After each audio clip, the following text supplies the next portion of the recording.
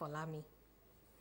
We begin the news with the report that President Bola Tinubu has arrived in Riyadh, Saudi Arabia to attend the Joint Arab-Islamic Summit, which will focus on the current situation in the Middle East. Mr. President landed at the King Abdulaziz International Airport at 10 a.m. local time and was received by the Deputy Governor of the Riyadh region, Prince Mohammed bin Abdurrahman bin Abdulaziz. The summit, which will commence tomorrow, Monday, November 11, is being held at the invitation of King Salman and Crown Prince Mohammed bin Salman. During the summit, President Tinubu is expected to address the ongoing Israel-Palestinian conflict, emphasizing Nigeria's strong call for an immediate ceasefire and the urgent need for a peaceful resolution. Nigeria will also call for renewed efforts to revive the two-state solution as a pathway to lasting peace in that region. Key officials, including the Minister of Foreign Affairs, Ambassador Yusuf Tugar, accompanied the president on that trip.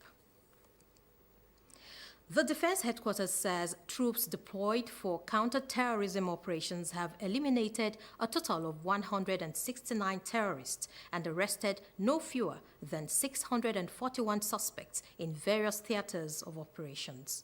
The Director of Defense Media Operations, Major General Buba Edward, who stated this, also added that 70 of the terrorists were killed in Kwalaram, Borno State, by airstrikes. He explains that troops intensified offensive against terrorists and insurgents across the country with synchronized airstrikes by the Air Force, as well as ground operations by ground forces. Buba stated that during the operations against oil theft, 40 suspected oil thieves were arrested and stolen crude oil worth 1 billion naira was recovered. Now, the Acting Chief of Army Staff, Lieutenant General Olufemi Oloyede, has arrived in Sokoto for his maiden operational visit to the 8th Division Area of Responsibility. He is expected to visit the Sultan of Sokoto and meet with other relevant stakeholders within the 8th Division Area of Responsibility and use the opportunity to address troops of the Operation Fasanyama fighting terrorists in the Northwest region. Oluyede's visit comes after the Defense Headquarters confirmed the emergence of a new terror group known as Lakurawa in Sokoto and Kebbi State. Defense Media Operations Major General Edward Buba said the new terror group is increasing insecurity in the Northwest region, but the armed forces of Nigeria is already containing them. He added that the new terror group emerged from Mali and the Republic of Niger after the coup that led to the breakdown of military cooperation between Nigeria and Niger. Meanwhile, the Arewa Consultative Forum, ACF, has called for urgent action by the Nigerian military to suppress the Lakurawa terror group that is terrorizing residents of Sokoto and Kebbi State in the Northwest Zone with all the human and material arsenals at their disposal without hesitation. ACF considered the emergence of the new terrorist group as very dangerous and alarming, as it indicates an escalation in the state of insecurity in the Northwest, which has become Nigeria's epicenter of terrorism. In a statement by its National Publicity Secretary, Professor Tukur Mohammed Baba, the forum emphasized that the emergence of the Lakurawa terror gang in the Northwest Zone raises serious concerns over national security. It therefore warned that the group should not be tolerated or allowed to entrench itself in communities through neglect or kid-glove treatment, as was the case with Boko Haram insurgency, farmer-herder clashes, and banditry in the Northeast, North Central, and Northwest area. The Inspector General of Police, Kayode Egbetokun, has banned the Western Nigeria Security Network, codenamed Amotekun, and Vigilante Corps from participating in the Ondo State governorship election. The force spokesman, Muyiwa Adejobi, says the IG ordered the deployment of officers from various specialized units, including the Special Intervention Squad, Police Mobile Force, Counter-Terrorism Unit, Special Protection Unit, Explosive Ordnance Disposal Unit, and K9 Unit. Adejobi said the IG stated that only the federal security agencies and other members of the Interagency Consultative Committee on Election Security would be allowed to participate in the election. He explained that aerial patrols would be conducted with police helicopters, while gunboats would patrol the state's waterways and riverine areas to ensure security across all terrains. Adejobi also said the IG vowed to deal with political thugs or individuals planning to disrupt the elections. The spokesperson reiterated the unwavering readiness of the Nigeria Police Force to ensure a peaceful and orderly election process across all 18 local government areas, 203 wards, and 3,933 polling units in the state. No fewer than 17 political parties will participate in the election slated for November 16, 2024. Here in Lagos, Governor Babajide Sanwo-Olu says he is confident that the 23rd Substantive Chief Justice of Nigeria, Justice Kudirat Kekereekun, will not see the judiciary as just an arm of government, but as a gatekeeper of justice, protector of citizens' rights, and defender of the Constitution. Governor Sanwo-Olu expressed this conviction at a dinner held in honor of the second female Chief Justice of the Federation, Justice Kudirat Kekereekun, which had ex-Lagos State Governor and former Minister of Works and Housing, Babatunde Fashola, former Commissioners for Justice, past and present Attorney Generals of the Federation, the Deputy Governor, Kadiri Hamzat, wife of the Lagos State Governor, Dr. Ibijoke Sanwo-Olu, and other legal luminaries in attendance. We in Nigeria take immense pride in your accomplishments, not only as an exemplary legal practitioner, but as a trailblazer for women in the legal profession. Your ascent to the highest judicial office sends a powerful message that excellence knows no gender. Indeed, I appreciate that I have a very heavy responsibility on my shoulders. I am committed to upholding the high standards of our judiciary, promoting judicial independence, and fostering an environment where the rule of law prevails. Know that your tenure as Chief Justice will be marked by a sharp intellect, deep of insight, and unwavering commitment to the spirit of the law for which you built a long life reputation. At a time when Nigeria faces many challenges, your leadership of the judiciary is a steadying force and a comforting presence, one that will bring renewed strength to the pursuit of justice, equity, and fairness. Governor Sanwo-Olu also recognized and celebrated two Lagosians, Lawal Akakpo and Habib Abiru, for their recent elevation as justices of Court of Appeal.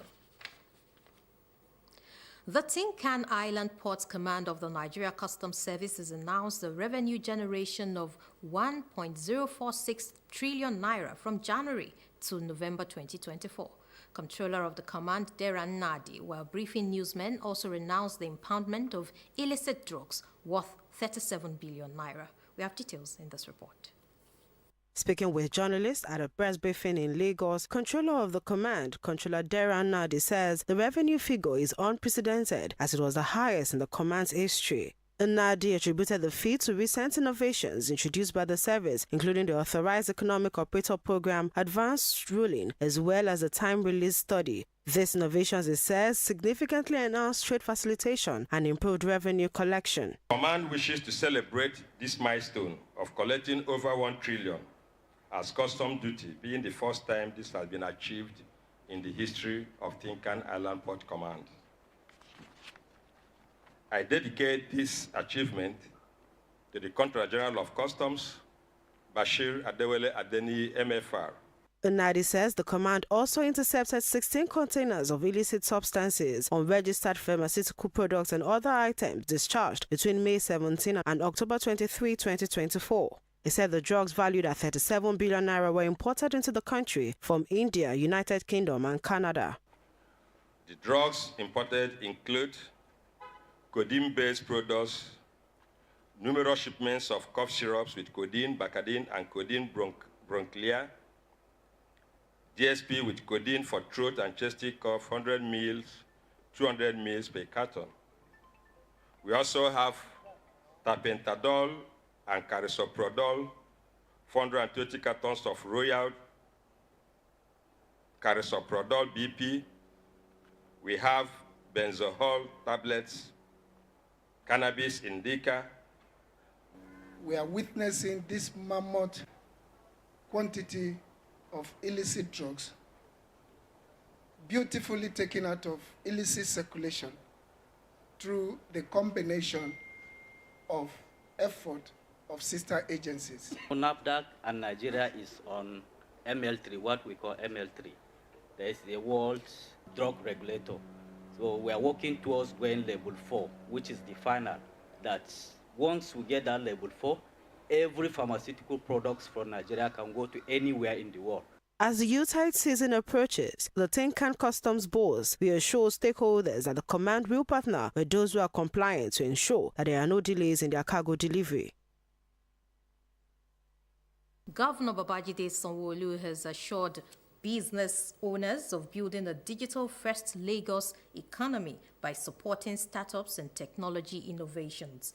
Mr. Governor was speaking at the Lagos State Government Day and closing ceremony of the Lagos International Trade Fair held at the Tafawa Balewa Square, Lagos Island. Correspondent Omoumi Okeowo reports.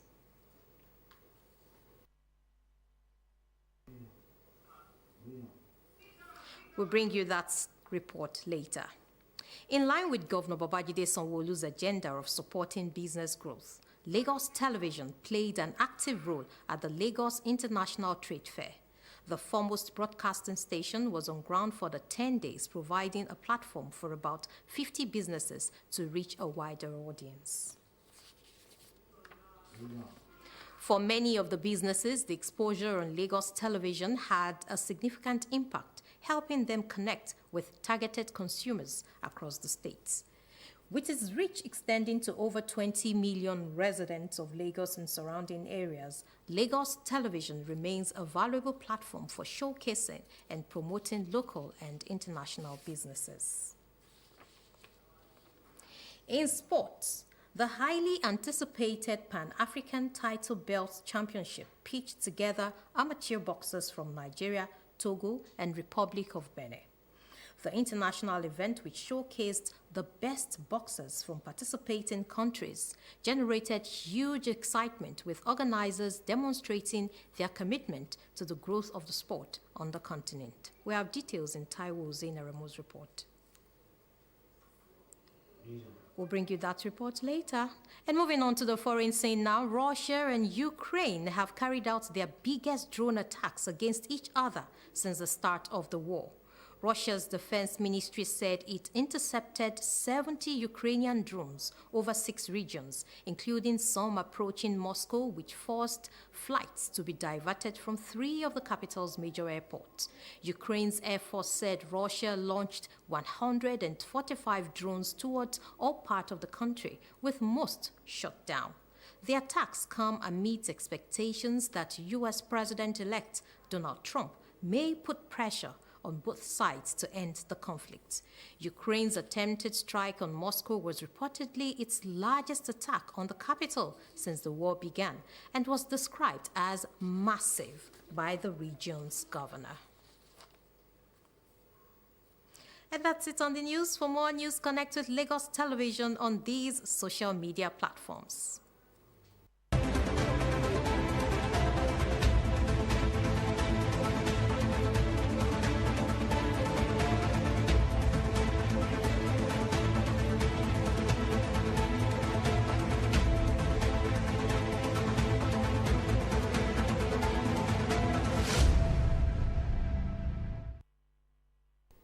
Now, in case of emergencies, please call 767 or 112. They are toll-free lines. Many thanks for watching. Have yourself a fantastic night rest. I am Tinuke Oloruntoyin Folami.